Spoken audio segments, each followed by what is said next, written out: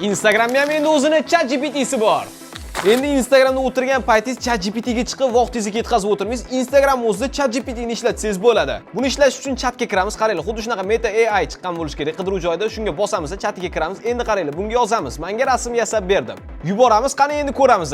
Vo, menga mana rasm yasab berdi. Qahramoningiz qanaqa bo'lsin deb ham yana yozyaptim ham yoqda. O'zbekchani ham tushunar ekan. Yana boshqa savollaringiz bo'lsa ham bemalol bersanglar bo'ladi. Instagramda mana bitta videoni ko'ryapsiz, sizga yoqib qoldi. Mana bu samolyotchaga bosasiz, xuddi shu silkasini olasiz, Telegramga kirasiz. Telegramda qarang, yozib ol bot bor. Xuddi shu botga start bosib, mana shu videoni silkasini shunday yuboradigan bo'lsangiz, sizga sekundda videoni originalini jo'natib beradi. Mana videoni tashlab berdi. Bu Telegramdagi botda любой qo'shiqchini musiqasini ham eshitsangiz bo'ladi. Ismini yozasiz, musiqani sizga tashlab beradi. Shohruh deb yuboramiz. Mana Shohruhni hamma ashlasini tashlab beryapti. Любойni tanlaysizlar deb mazza qilib eshitaverasizlar. Agar sizda ham bu funksiya ochilgan bo'lsa, hozirroq sinab ko'ring. Ochilmagan bo'lsa, menga obuna bo'lib qo'ysangiz, tez orada ochiladi. Videoni saqlab barchaga jo'natib qo'yamiz.